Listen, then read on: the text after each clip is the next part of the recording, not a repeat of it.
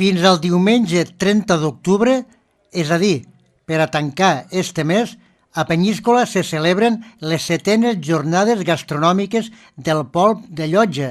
per lo que este matí hem fet l'oportuna visita al restaurant de Carmen Guillemot, situat al carrer Juan José Fulladosa, acompanyats també en esta ocasió pel regidor de Turisme de l'Ajuntament penyíscolà, Rafael Suascun. Allí mateix, davant dels mitjans de comunicació, en els fogons encesos s'ha preparat els oportuns ingredients per als plats que preparen durant el cap de setmana. A més de l'oportuna presentació per part de Carmen Guillemot, també el regidor de Turisme n'ha fet una valoració com s'estan desenvolupant les 7enes jornades gastronòmiques del Polp de Llotja a Penyíscola, ja que s'observa més moviment que altres anys a la ciutat de la Mar.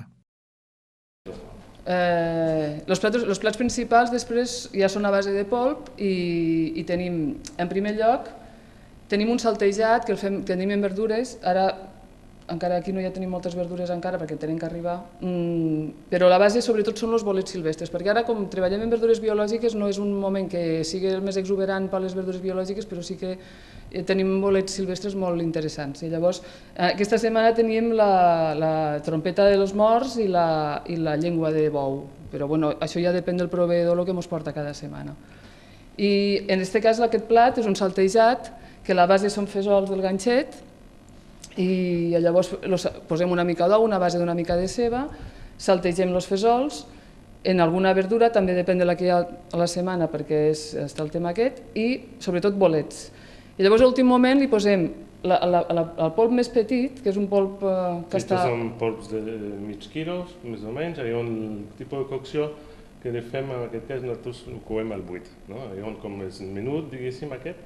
ho fem unes 5-6 hores a 75 graus, basat al buit. El que és el polp més gros, que són polps de 2-3 quilos, on aquest necessita més cocció, aquest també se fa al buit, però en aquest cas són entre 8-9 hores, també a 75 graus. Una vegada tenim els polps aquest cuits, llavors aquest el que fem, el petit va en aquest plat de bolets i el que fem és passar-lo per la planxa a l'últim moment, quan ja tenim el saltejat pràcticament acabat, llavors el posem a sobre d'aquest saltejat i li posem a sobre una salsa, una vinagreta feta en soja i wasabi i que li dona el punt ja una mica més, que anima una mica el conjunt. Això no ho salem molt perquè la soja i el wasabi ja porta un punt picant i llavors li acabem en això a sobre. I l'altre plat és un plat que consisteix en uns ous de corral que porten una brandada de bacallà a la base, o sigui, al plat posem al fons del plat una brandada de bacallà, i llavors té una base de ceba i patata, com si anéssim a fer una truita de patata en ceba, i on quallem els ous aquests, deixant el rovell una mica cremós, i posem aquests ous en patata, diguem, a sobre la brandada, i ho acabem en xistorra a la planxa, i en rodanxes d'aquell polp, també fet a la planxa i acabat amb una mica de pebre de pimentó de la vera i una mica de pesteta, un puntet picant. Les jornades gastronòmiques en Penyíscola ja són tradicionals, ja ne fem unes quantes, esta és la 7ª edició del polp, i un orgull i satisfacció el poder comptar en grans persones que se dediquen a la gastronomia, que cuiden. I vull felicitar a totes aquelles persones, en aquest cas a Carmen Guillemot, per l'esforç que estan fent, per la qualitat que tenen a l'hora de presentar els productes, per els productes i sobretot per el tracte que teniu als clients. I des d'ací felicitar a tots aquells que participen a les jornades gastronòmiques. És molt difícil trobar en una carta d'un restaurant normal i corrent aquest tipus de plats i és una oportunitat única de poder degustar estos plats i aquestes coses que estan preparant. Per això és des d'ací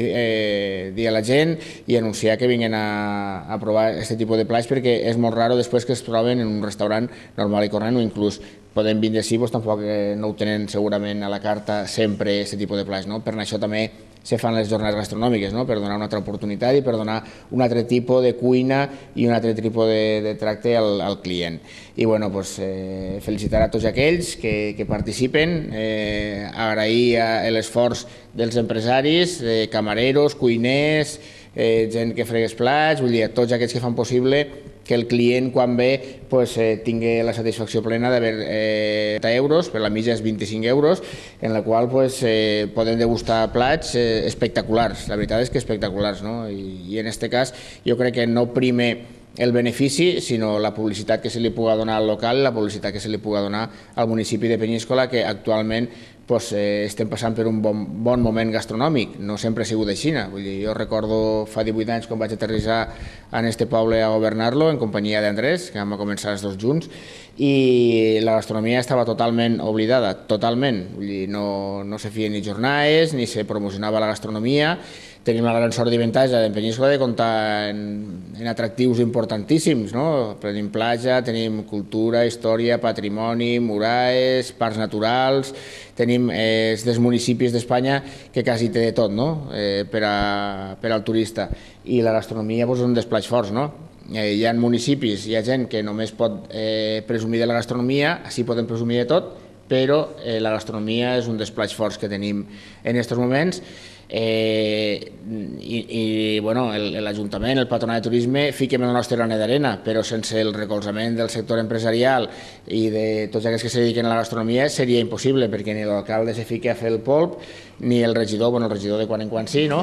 però la veritat és que sense l'apoll i el recolzament de tots aquells que fiquen el granet d'arena cada un i cada un cuiden el client no seria possible. Per tant, moltes gràcies a tots i a tots aquells que ens estan mirant i escoltant que vinguin a disfrutar de la bona gastronomia. Gràcies.